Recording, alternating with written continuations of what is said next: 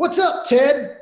Hey Johnny, how you doing, man? Hey, look, I am up in the Northeast, man. It's actually I'm wearing a sweatshirt up here. I It was ain't I 90 was degrees in Florida. guessing you were not in Florida. Yeah, it was a good guess. Wild guess, wild guess. Yeah, yeah. It's finally gotten cool here in North Carolina. I heard that. Yeah, it was 100 last Hey, week, hey, and hey, it's you know what? You know what I love? I love whenever I talk to you, like just good stuff comes out of it. So I think this is a great idea that you and I start doing these things like every day and just talking about I'm in. So as we were talking about by text earlier today, talking about I'm kind of excited about this TikTok and Elf Cosmetics thing, and I thought, well, I know somebody who used to work for Elf Cosmetics and actually did some innovative marketing things for them. What do you think about this thing?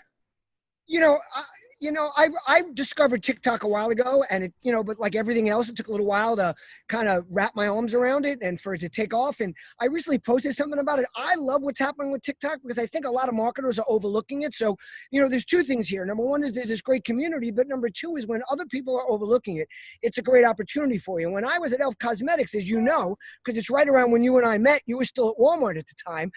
I realized here we are with a product that not a lot of people know about. We have no marketing budget. What are we going to do with that? And Right. I jumped this in with both feet into social media. Now, I was very lucky at the time because it was 2008, and I was at a company that was family owned that had no marketing budget, and they were like, hell, if you can do it without spending any money, We're go in. for it. Right. And, what I love to see is that they're continuing that legacy because we did some really cool things. As you might remember, at Elf, I launched something called Ask Elf, which was the first aggregated content site that sucked in content being made by users. Oh, my God. Right. Back when everybody was afraid of that. And yes, it was not what you would call quality content from a production standpoint. But what I realized right away, the quality of it was that it was being made by our users and they loved our stuff. And even though Sure. they were shaking, oh my God, I've got my Elf in the mail, we got more referral traffic from that content than from any of the professionally made videos we made. And, now you and I are kind of morphing this into what we call employee created content, hashtag ECC, and empowering your employees to start doing these things. Imagine what they could do with tools like this. So I'm really excited to see Elf doing this. We were always at the forefront because we were a young, aggressive company. Yeah. We were trying to change things. We were a game changer at the time. We were going up against all the big brands. I ran something called the New Face of Elf, where we actually picked from our customers to be the person that we were going to promote as the face of it. We did. I remember that. We did Elfonomics. I don't know if you remember, we did a cross partnership with the Walmart 11 moms. Yes, right? We did. And you guys were just starting to test in Walmart at that point. And it was an easy way to bring that to life through the viewpoint of real consumers, real Walmart shoppers and real Elf users. Right. And imagine how that's evolving. So, you and I, we laugh sometimes when we hear about how influencer marketing is just starting. And it started in 2013 when we were doing things like this in 2007 and 2008. But I think the same thing's going to happen here. And there were people doing it before that, too. I mean, well, of course. Well before that. I mean, when I joined Elf, they had built the company originally from $0 to $5 million using just traditional word of mouth. Sure. And then we kind of escalated that and ramped up the company in 2 years from $5 to $50 million using customers and advocates. And now imagine where things could go, where we're trying to let people understand the value of their employees. Well, it's amazing that the beauty industry seems to, well, the beauty category, whether the industry gets it or not, we could talk about. But if you think about where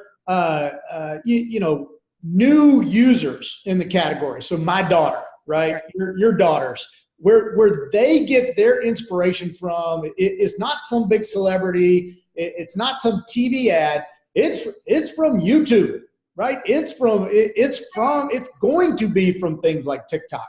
I was reading a great article about Michelle Phan, who was one of the originators of the beauty YouTube channels. And it is so smart for brands to be embracing these things rather than thinking, I'm just going to go place, more ads on Facebook.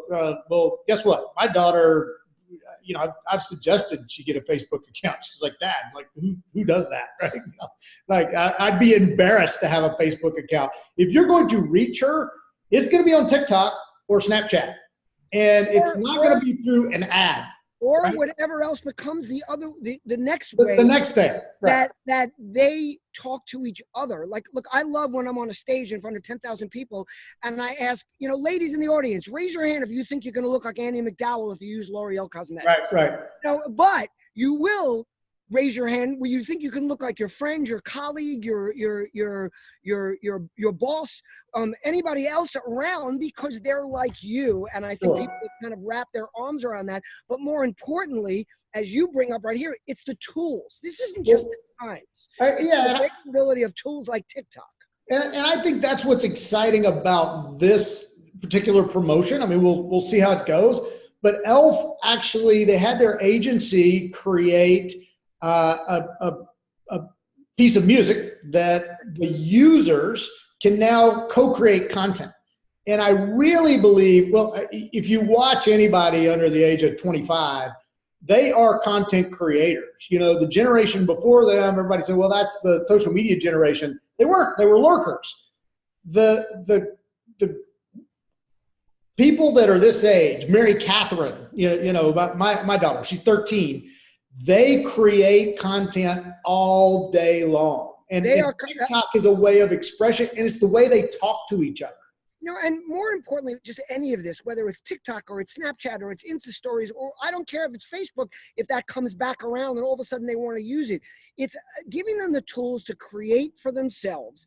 And then what it is word of mouth on steroids. I mean, at its simplest form.